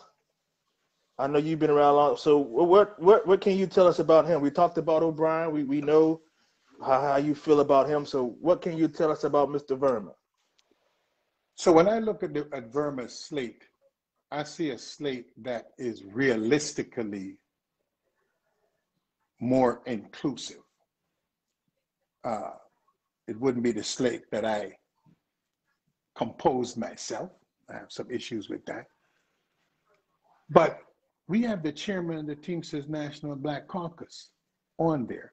We have the vice chairman of the Teamsters National Black Caucus on there. We have a sister, Deborah Peterson, I think she has a third name, Deborah Peterson Simmons, out of Chicago, local 743, and I go a long way back with Bob Simpson and what have you like that, that's on there. She doesn't know it because I don't think she likes me too much, but I have always admired her. No, that's cool, you know, I mean, but that don't mean I can't admire you. You don't have to like me to be that admired, but I've always admired her. I think she, just watching from the sidelines, again, I'm not a member of the local, she seems to be a very dynamic, the people that I've met out of that local, and this predates her, so this is just historical, you know, 743 has always been this above and beyond local. I mean, you know, 743 sister there was very instrumental in brokering the peace between the farm workers, right? Because she was friends with Dolores Huerta, and she brokered the peace between the Teamsters and the farm workers. She was a member of the TNBC executive board. Clara Day, right? Sister Clara Day. And she helped to broker that peace when the Teamsters were beating up farm workers, busting their heads on behalf of the boss. I hate to tell you this, right? So we have some ugly history within ourselves. But I like Deborah, John Searcy, top notch. Ron Herrera, I don't know how he does it, but he does a lot of good stuff out there in LA. And you know, he's the head of the LA Fed. And I've watched the stuff that they're doing, feeding people and so forth like that. And he's also one of the top guys in the Teamsters Hispanic Caucus. There are women on there, meaningful women. Bernadette, who I work with here in New York, Bernadette. You know, Bernadette is, in fact, I used to tease Bernadette and tell her she should run for general president, because I'm not sure that we couldn't have a woman be general president. We need to be open like that. You know what I'm saying? We need more women in leadership, truth be told. We need to get back with the AFL-CIO. We need to put that thing back together. And let me just segue off of that piece. So I'm at a meeting and Ken Hall is explaining why we don't go back into the AFL-CIO. And the reason is they don't want to pay the per capita. So wait a minute. You're just like them members that don't want to pay dues. You see the point I'm saying? So if you wonder why things go the way they go, because it's in your mindset. It's how you're living every day. You don't want to pay dues to the AFL-CIO, but you use everything they have. The same way that guy don't want to pay dues to the local union, but he wants to use everything it has, right? This is the type of leadership that we have. We need to be back into the AFL-CIO. Sarah Nelson needs to become the head of the AFL-CIO. Yeah, I agree with And yeah, we need yeah. to, let me tell you something. It ain't going to happen overnight. But if we're going to have and get our 45% that the bosses have stolen from us. I mean, the bosses, I mean the combination, the Federal Reserve, corporate America, and the banking class. If we want to get that money back, then we're going to have a nationwide general strike. And that is not going to be built in a day, but we need to start the process to build that general strike. But the general strike comes with a demand. Let me tell you something. If the Brotherhood of Locomotive Engineers stopped running trains for 2 days, it would take them 2-3 weeks to unravel it. If the longshoremen stopped unloading ships for 2 days, it would take them weeks to unravel it. Imagine expanding this on a global basis. They shut down in Australia, they shut down in Korea, they shut down in India, they shut down in the Caribbean, they shut down in South America. Think of a global, this is how we won the 8-hour day. Think of a global demand by workers to be uplifted in Spain and Portugal for sure. When they were joining the European Union, one of the demands that to join the union was that they had to increase the wages. And essentially overnight, workers in Portugal and what have you got like a 25% wage increase to meet the minimum standard to join the European Union, to allow the country to join the European Union. So it can happen here because they just dropped billions and trillions between tax cuts and other types of spending and what have you. And we need to ensure that workers have their fair cut of this goddamn pie we continue to bake. And somebody keeps stealing it out of the kitchen before we can turn around. I hear you. I hear you. Wow. Man, I tell you. So in about 3 weeks, we're going to have the delegate election. I'm hoping that everything is runs smooth. Hearing a lot of things about the delegate election. This group saying they have more delegates than the other group saying, oh, it's not going to be what you think. I think whatever happens in the delegate election, I think it's going to tell what's going to happen moving forward throughout this election season. Part of me wish we were going to Vegas because I would like to see how the action would be now since everybody's supposed to be changed. I would like that. I wish we could, but hopefully soon. The next one, in 5 years, if there's not a special one, we can get back there. But yeah, I'm interested to see how this thing play out, man, because this politics stuff, whew, it's been hot and heavy. Well, It's been hot and heavy.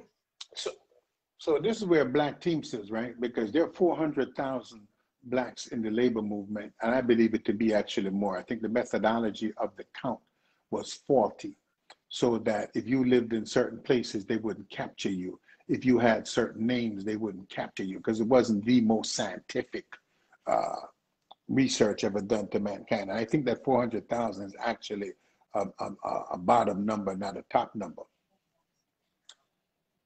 Blacks need to come out and vote. No. Let me rephrase that. All of us need to come out and vote. But Blacks need to make their voice is heard. And Blacks need to get off of following other people, because there are places where they're going to be able to go to and get up on the other side, and you go there and you're going to get whooped. So you need to be very mindful of who you're going to cast your vote for. I was very disappointed to hear of the number of Africans that voted for Donald Trump. And we certainly have a few of those in the Teamsters, but they need to be very careful. But we need to become engaged. Richard Hooker is not enough. Chris Silvera is not enough. Chris Williamson is not enough. There are 400,000 other Teamsters who need to engage, who need to participate, who come to the Black Caucus and continue to let us down because they come there to get a freedom education and then go back on the plantation and put the shackles on themselves. So we need to start to say, who are we? What is it that we expect? How do we intend to achieve it? You know, Dr. King actually talked about this idea that Blacks sometimes were more engaged with trying to get somebody else to change their circumstance as opposed to changing their circumstance themselves. And I think I had marked it someplace in this here book that I was reading, you know, but it's actually that we have a problem. Finally, the Negro himself has a decisive role to play if integration is to become a reality. Indeed, if first-class citizenship is to become a reality for the Negro, he must assume the primary responsibility for making it so, right? Integration is not some lavish dish that the federal government or the white liberal will pass out on a silver platter while the Negro merely furnishes the appetite. One of the most damaging effects of past segregation on the personality of the Negro may well be that he has been victimized with the delusion that others should be more concerned than himself about his citizenship rights. So we have to become more concerned than anybody else about our power potential. We have to become the purveyors of our own future. You understand the point I'm saying? So this is what, excuse me for, you know, I'm doing some other work, so just got. I got you. Oh yeah. But we have to become engaged. We have to become real. O'Brien, Verma, whomever needs to understand. So let me just step back because I want to just address this election thing. I want to thank everybody that signed a petition for me, that went out and passed out a piece of literature on my behalf, passed out a flyer on my behalf. I appreciate it from the bottom of my heart. And you will be greatly rewarded if I ever happen to win the Powerball, Mega, or anything like that. I know who you are, and you all will get some piece of that. Right. But let me just say this. I did not run on an ego trip, and that's why I'm falling back, because like I said, I don't have any ego-driven thing to run, to become general president. I want to see my union flourish. I want to see the International Brotherhood of Teamsters flourish. I want to see this union that when I went into places and I said there were carpenters there and masons there and steel workers there, and when you came in and you said, I'm with the Teamsters, everybody was like, you're with the Teamsters? And you get that, oh, I want that union back. I want that power back. I want to see us be free from the government, free from the IRO, free from all these things that sap our potential. You know how much money, how much money $1 billion could have gone to helping us organize, to helping us build this union? But I'm going to advocate right now in public that we need to merge with the ILWU on the West Coast, and we need to discuss mergers with the ILA on the East Coast. I'm a little bit of a more bias towards the ILWU because I have friends there and what have you. But we need to control the ports. If we can control the ports, then we control the port workers, the port truckers. If we can control the port truckers, then we can reach out and start to talk to other truckers out here and start to rebuild this thing. So I believe we should be back in the AFL-CIO, pay our dues, get Sarah Nelson elected to be the next head of the AFL-CIO. And we need to pick up militancy and put it on us like it was the Grammys, you know, because it is our Grammy. And That's build right. power for the people. That's right. I love it. All right, Mr. Silvera, we're gonna get ready and close. Any what advice would you give someone like me, just coming up, I have this thing for politics. It drives me crazy, keep me up at night, especially after all the stuff that we saw over the past week. That was very, very concerning because if the local leader is grinding and fighting the company, then there shouldn't be any pushback when we want more member engagement, involvement, and participation.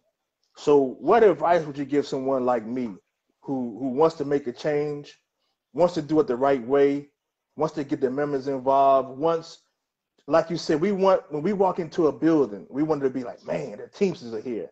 Finally, there's hope. Finally, we have a chance. None of this whole, what we're saying now. I want our members to realize that when they pay dues, they're not being violated. They're being validated, and that brings hope for them, and future generations. I want us to have a generational change in the Teamsters, not the same old that you see. I don't Right. like you, you don't like me, blah blah blah blah blah. But the company's over here just making billions off of our members' back, and we're not doing anything about it. So, like I said, what advice would you give someone like me trying to come up who wants to do the right thing? Stay the course. Don't be dissuaded by people who want to uh, undervalue, underestimate, and marginalize you. And sometimes they look like you. Uh, your truth will stand tall at the end of the day. What your membership is going to recognize what you're doing for them at the end of the day. I've been in office for, a lot of people don't know this, but my local is predominantly white. The second largest group is Hispanic, and the smallest and least likely to vote are blacks. That's the makeup of Local 808. And we have Okay. withstood all those challenges because we have never wavered in what we believe. And even when it was unpopular and they attacked me, I still stuck with what I believed to be true. And eventually those people finally came around and said, yeah, Chris, you were right, you were right. Well, long gone 30 years. I mean, I had a battle because, there was a movement at one point which would have divided my membership permanently. And we said, we're not going to do that. And it caused people who were on the same side of the fence as me, that is, they would have been the beneficiary of the decision. And we took the opposite side and said, no, we're not going to leave our younger members behind or those who are yet to be hired. Because as you just mentioned, this is about our children and our grandchildren, not personal or just our own, but all of our grandchildren, all of our members. We want to know that these jobs exist 100 years from now, that have benefits, that have pensions. We want to grow this. So don't be disturbed by naysayers and people that try to knock you down or make you feel like you're doing something less than. Let me tell you something. I would never be put on anybody's slate. I would never be asked to be on anybody's thing. But you know what? They all respect me. And when the war starts, I'm one of the first guys they call for troops to come and help because they know what our business is. We try to be like special forces. You know what I'm saying? So you don't Right. you don't call us for everything. You call us for those things that need to get done. You know what There I'm you saying? go. So don't be disturbed by these little naysayers, man, because some of them is looking for jobs.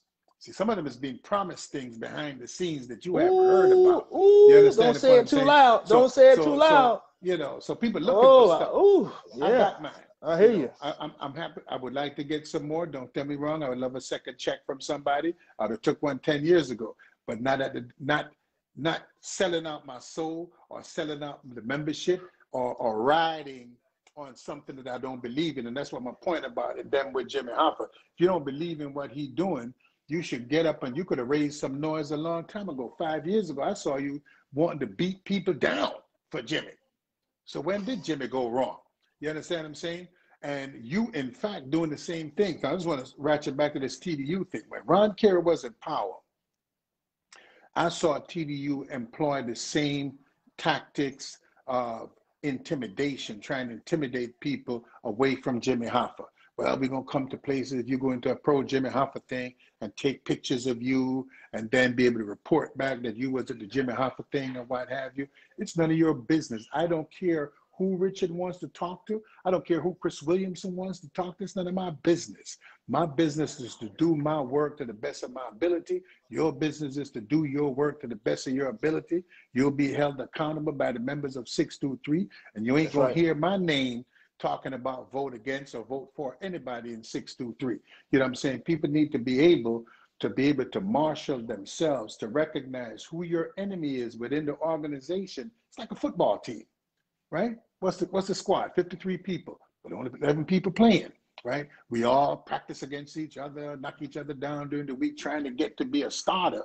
But at the end of the day, we all put on the same uniform and we go play the Eagles, or we go play the Giants, or we go play New England or whomever as one team, even though we are all vying for a starting position on the team. You know, but when that decision is made and the team is set,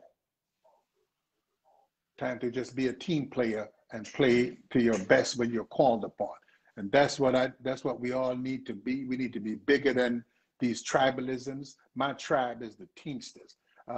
Redneck Teamster, Trump Teamster, left-wing Teamster, all of y'all that's in this union, I love you. And I'm going to be on your picket line if you need my support. You understand what I'm saying? We'll argue, fuss, and fight just like family do, but we don't stop being family. We still family. You know, I agree. power to the people. Absolutely. And Chris, I appreciate this opportunity. Like I said, you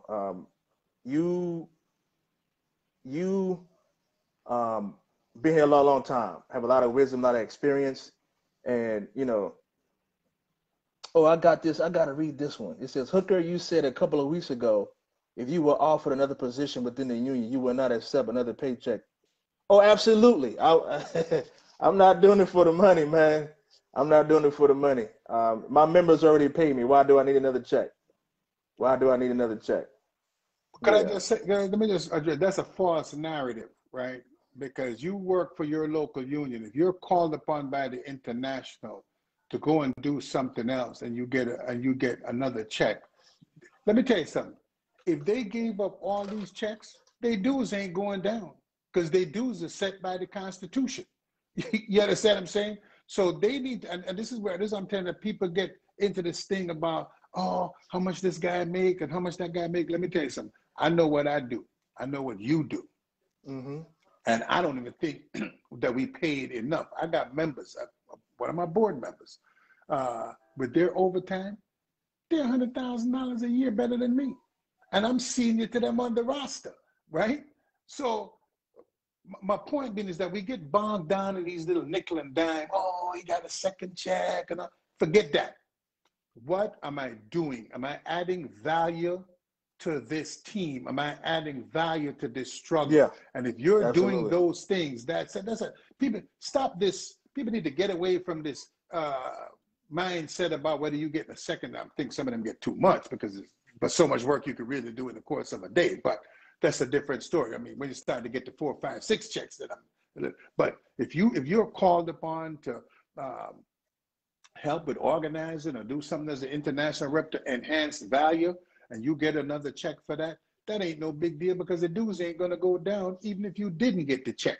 So lay that on the side, because the goddamn government retired from the family plan, and there are millionaires in the family plan, and they was busy trying to destroy this union. So people need to become very clear about what the struggle is. We all ain't going to become business agents. We're all not going to be officers. We're all not going to be delegates. There's 1.4 million people, but the ship, right? The leadership can only fit 5,000 people. The other 1,450,000, whatever that number is, you're on land working, right? You're not on the ship. So the ship has what it has. You did not come here to become the leader of the local. You came here to work for company A, B, C, D, E, F, G. Get that straight. In that process of you becoming involved, you might now become the head of the local union and get on the leadership, right? But that's not what you came here for. And people need to get out of this business. You came here to work on the railroad. You came here to work for UPS. You didn't even know there was a goddamn executive board when you got hired up.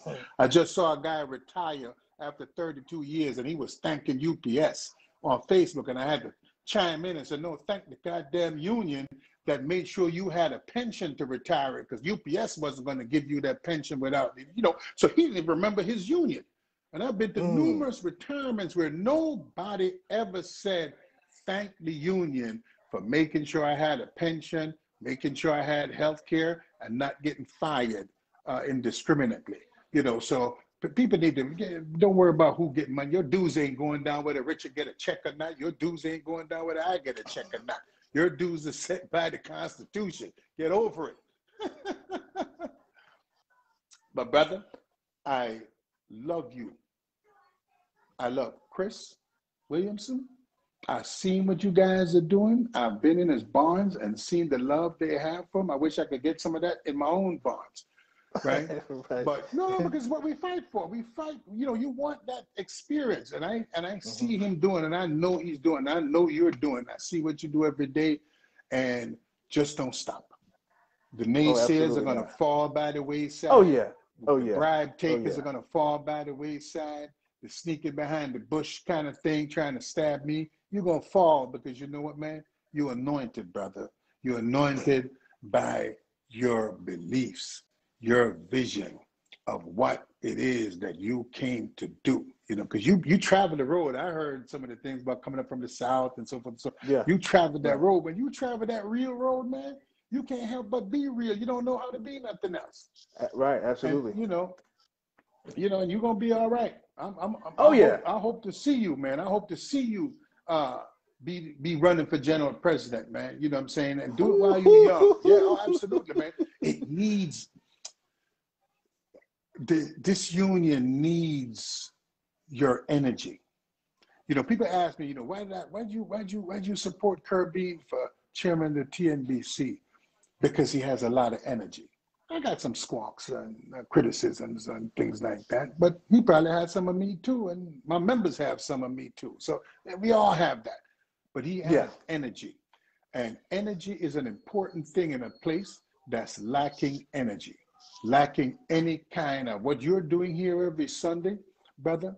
Believe me, you don't know how much this means to the people that watch this every week. It's powerful, and don't stop doing it, because this is the communication we need, and the IBT needs to take this on a higher level, whether they be on CNN, MSNBC. Certainly don't go to Fox and them other lunatics.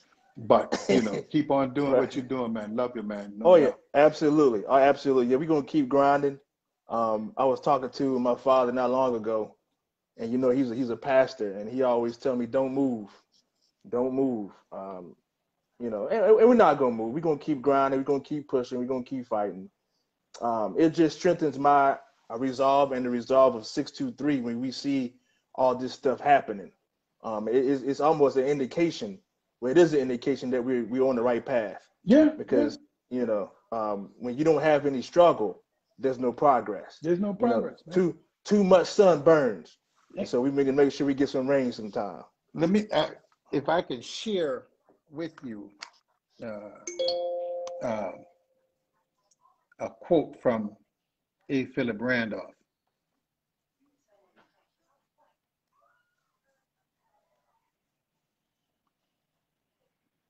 I'm gonna find where this damn thing is now.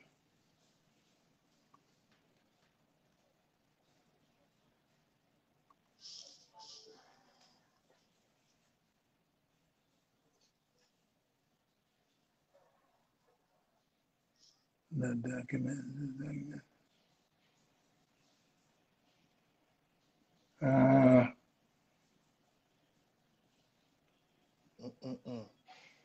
Wow, I can't find it right now. But in essence, A. Philip Randolph says that at the banquet table, you get what you can take, and you keep what you can hold.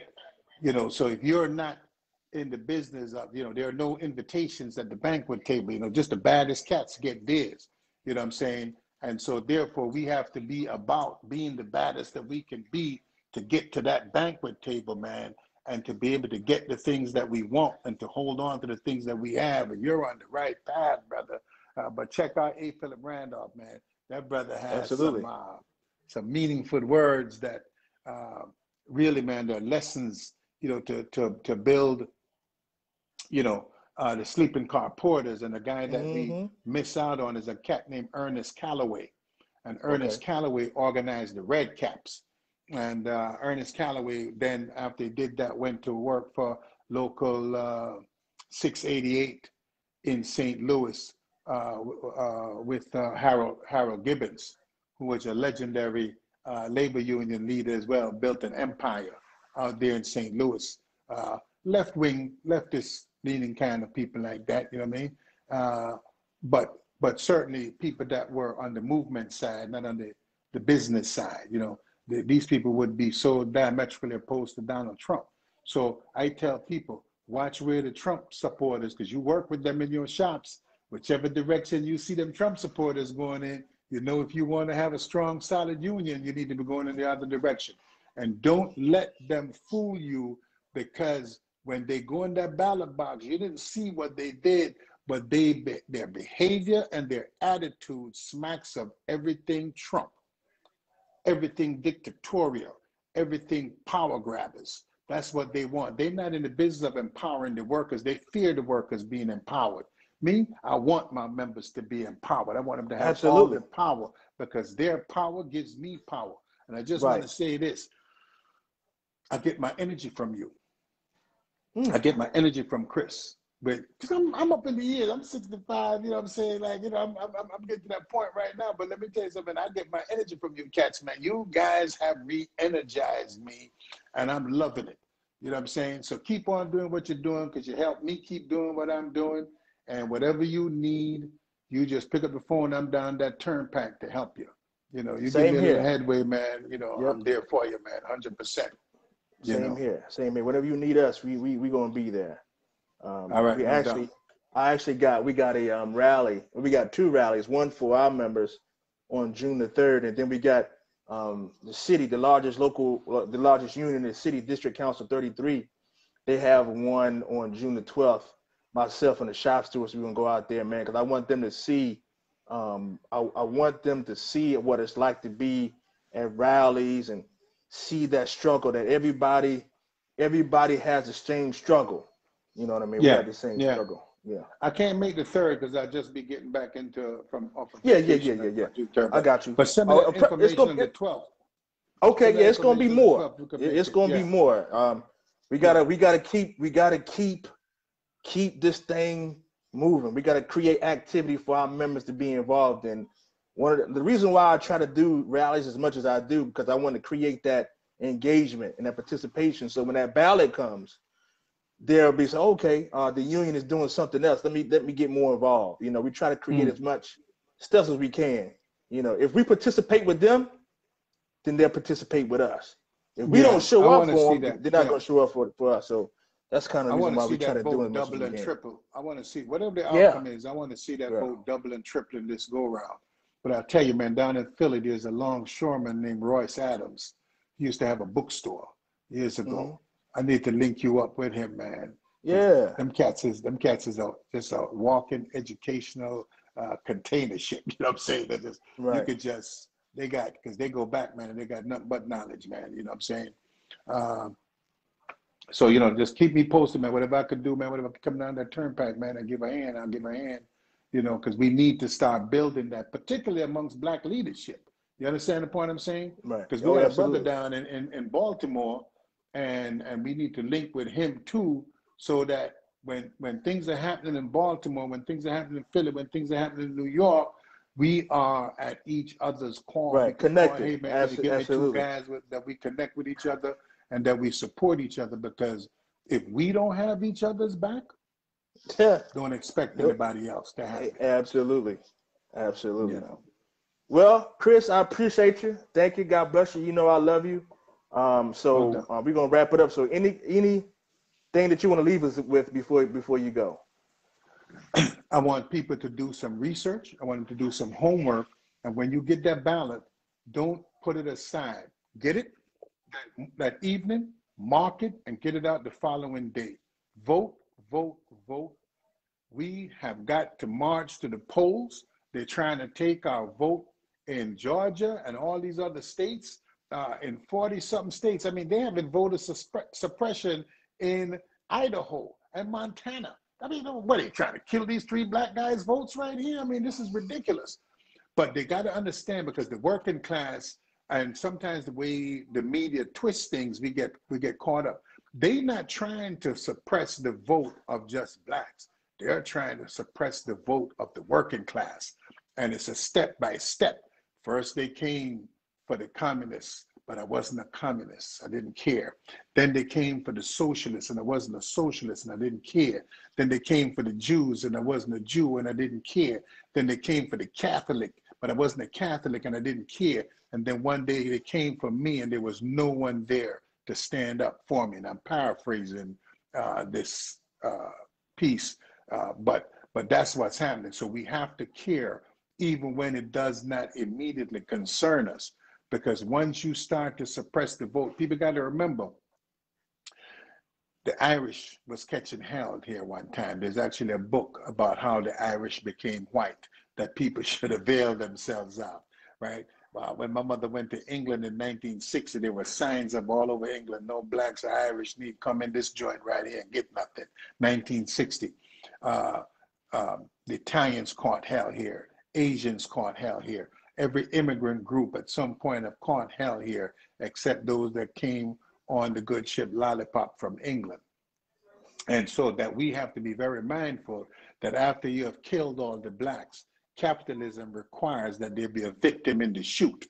So after you get rid of us, send us back to Africa, whatever you want, somebody is going to fall in that chute.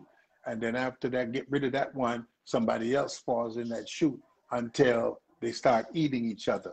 So if you understand capitalism, people, this concentration of wealth that's taking place, they eat each other. In order to feed this profit margin, they have to now take it from us. They can no longer share it with the working class. So they're dividing up the working class. So what I say, all power to the working class, all power to the people. We need to stand in solidarity in spite of whatever minor differences we might have, and carry the battle forward to defeat these corporations and make them pay their goddamn taxes. Yeah, there you go. All right, so I just got a question up here. Somebody asked me who do I support. So I'm gonna let everybody know now. Are y'all ready? I'm supporting truth. I'm supporting justice. I'm supporting hope. I'm supporting faith. I'm supporting love. I'm supporting compassion. I'm supporting militancy.